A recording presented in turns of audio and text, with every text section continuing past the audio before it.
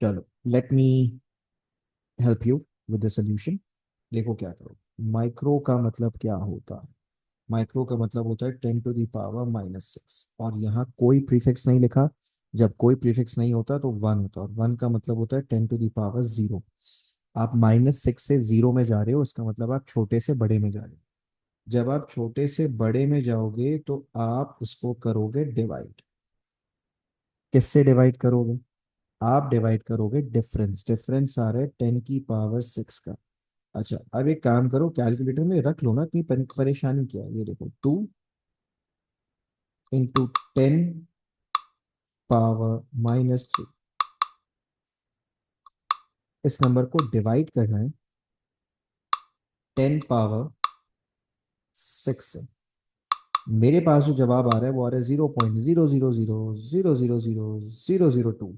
और अगर मैं इसको इंजीनियरिंग मोड में जाके इसको मैं स्टैंडर्ड फॉर्म में लिखूं, तो स्टैंडर्ड फॉर्म में ये जवाब बनेगा 2 × 10⁻⁹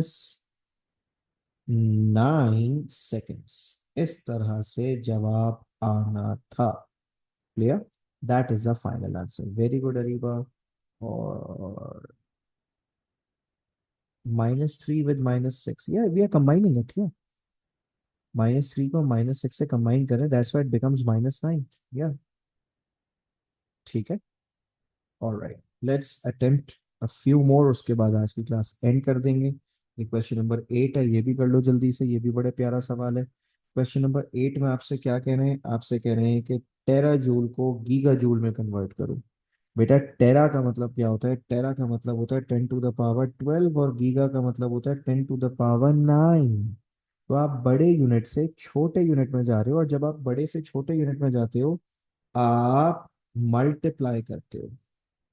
सवाल ये है किससे मल्टीप्लाई करें? तो 10⁻12 और 10⁻9 का जो डिफरेंस आ रहा है वो आ रहा है 10⁻3। और जब आप इस पूरी इक्वेशन को कैलकुलेटर में डाल देंगे, कैलकुलेटर जवाब देगा 1000 गीगा जूल। आप चाहो तो करके देख लेना। तो भाई, इस तरह से पेपर में सवालात करने होते हैं। ठीक है। एक और देख लो भाई, बल्कि ये दोनों देख लो, उसके बाद आज की क्लास एंड हो जाएगी। ठीक है। ये दोनों मैं आपको जल्दी जल्दी करवा देता हूँ ताकि आप लोग भी जा सकें। किलो। क्वेश्चन नंबर 8, सॉरी 9 की बात कर रहे हैं। 0.75 kg × mg। किलो, किलो का मतलब होता है 10⁻, सॉरी 10⁻3, और मिली का मतलब होता है 10⁻−3। आप केजी से एमजी में जा रहे हैं, बड़े से छोटे में जा रहे हैं, यानी 3 से -3 में जा रहे हैं।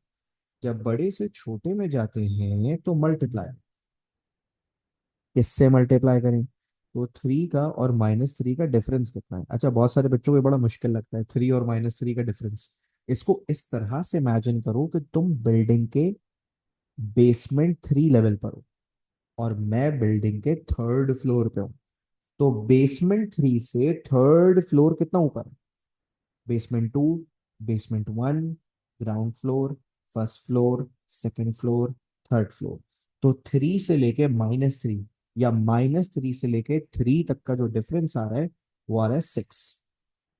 और जब मैं इसको कैलकुलेटर में पूरा पुट कर लूंगा, डाल लूंगा, फाइनल आंसर आएगा 7.5 10⁻5 mg। चाहो तो करके देख लो। और लास्ट क्वेश्चन भी जल्दी से देख लो। किलोमीटर से सेंटीमीटर में जाना है, तो किलो का मतलब होता है 10⁻3, और सेंटी का मतलब होता है 10⁻²। फिर से वैसा ही सवाल। आप बड़े यूनिट से छोटे यूनिट में मल्टीप्लाई करें। किससे मल्टीप्लाई करेंगे? डिफरेंस से मल्टीप्लाई करेंगे। डिफरेंस कितना आ रहा है? 3 से -2, 5 का डिफरेंस होता है। तो आप करोगे 10⁻5 से मल्टीप्लाई करें, कर लो, कैलकुलेटर में डाल लो, फाइनल आंसर आएगा 10। तो भाई, इस तरह से हमें कन्वर्जन्स हैंडल करनी होती हैं। अभी कन्वर्जन्स का कॉन्सेप्ट खत्म नहीं हुआ, अभी कन्वर्जन ऑफ टाइम सिखानी है, conversion of area, conversion of volume, conversion of density, conversion of speed. बहुत सारे टीचर्स शुरू में ये सब नहीं पढ़ाते, एंड में पढ़ाते हैं या बीच बीच में पढ़ाते रहते हैं।